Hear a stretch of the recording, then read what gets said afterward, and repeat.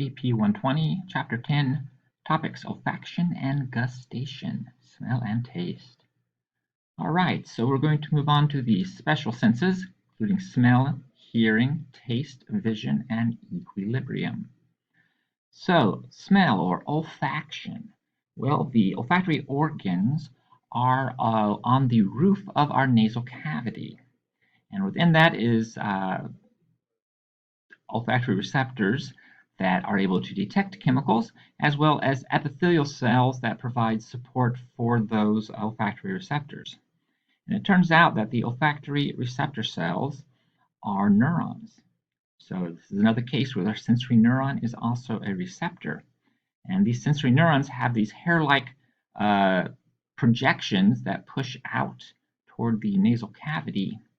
And then there's a thin layer of mucus covering the surface of the olfactory organ. So mucus is important in the sense of smell.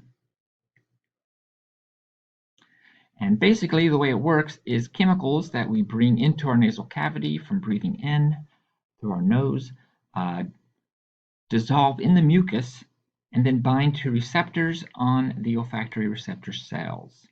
So to smell something, it must be able to produce a chemical that dissolves in mucus and binds to a receptor on the olfactory receptor cells, which of course makes them chemoreceptors. They're responding to the binding of chemicals. After the chemicals bind to the receptors, the olfactory receptors will send a nerve impulse up through the cribriform plate of the ethmoid bone up to the brain. So the sensation first arrives in the olfactory bulbs that are on the inferior surface of the anterior portion of the brain, so basically directly under the frontal lobe. Now the signal is in the brain, so that's it. That's a rather short trip to go from where the sensation's occurring to the brain itself.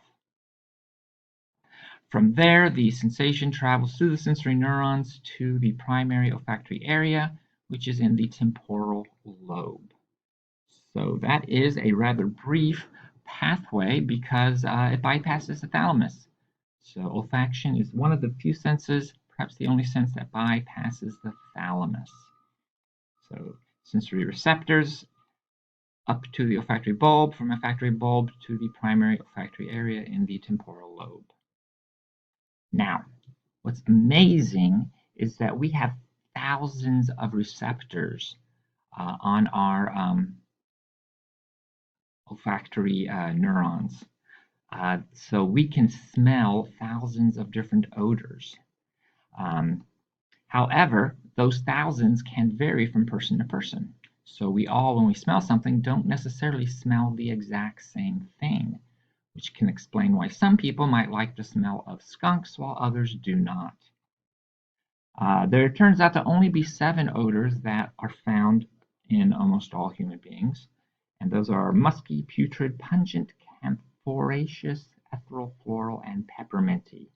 You don't need to remember those 7. Just know that there's only 7 odors that all humans have. The other thousands can vary from person to person. And basically the way it works is how we would expect a signal to work with a neuron. The chemicals bind to ligand-gated ion channels. So the ligand, the chemical binds to the receptor, opening an ion channel. Sodium ions flood into the sensory neurons, and if it's a sufficient signal and it reaches threshold, then we get depolarization, generating the nerve impulse, the action potential that goes to the olfactory bulb. Also worth noting that olfactory receptors adapt quickly. So we can get used to a smell really, really quickly. So you put some cologne or perfume on in the morning, and then a little later on you go, gosh, it must have wore off. I don't smell it anymore. No, it didn't wear off. It's still there. You do not need more perfume or cologne. You just don't notice it because your olfactory receptors quickly adapted. All right, moving on to the sensation of taste or gustation. As I'm sure we all are aware, the sensation of taste is primarily localized to the tongue. And on the tongue, we have many, many bumps or papillae all over the anterior surface. And these bumps, these papillae, many of them have taste buds. And it's the taste buds where the sensation of taste is occurring. So if you look into a taste bud, you see here that there are a selection of different kinds of cells.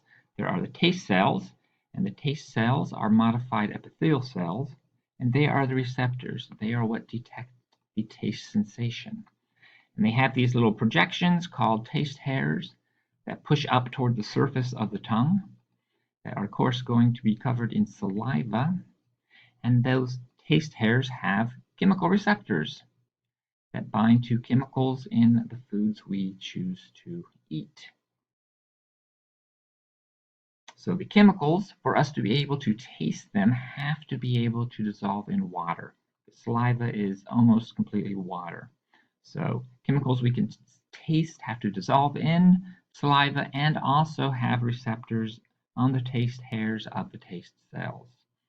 And so what kind of receptor are taste cells? Chemoreceptors, binding chemicals. All right, there are, as of today, 5 different taste sensations. So all the wide variety of tastes we can experience boil down to these 5 tastes. We've got sweet, just toward the front of the tongue, sour, more along the lateral edges, salty, which is sort of all over the tongue, bitter, more toward the back of the tongue, and umami, which is also widespread. Umami is a sort of meaty or savory taste sensation, and it comes from the binding of amino acid derivatives. For example, monosodium glutamate, popular additive to a lot of foods to make it taste better, that can bind to the umami receptors. All right, so the taste sensation, of course, starts off with the taste cells. When they are triggered, they will pass that signal on to the sensory neurons that will then carry it to the brain. So for the anterior 2/3 of the tongue, the facial nerve, it's carrying the sensation to the medulla oblongata, from there to the thalamus, and then to the primary gustatory area in the insula. We also have the glossopharyngeal nerve, which innervates the posterior third of the tongue, and it is going to be carrying taste sensation on the same route to the medulla oblongata, up to the thalamus, and then to the primary gustatory area in the insula. So facial nerve, anterior 2/3 of tongue, glossopharyngeal nerve, posterior 1/3. Technically, there are a few more taste taste receptors in the epiglottis and pharynx. Not a lot, but a few that get carried by the vagus nerve, but we're just going to focus on facial nerve and glossopharyngeal. And that is it for this part of chapter 10.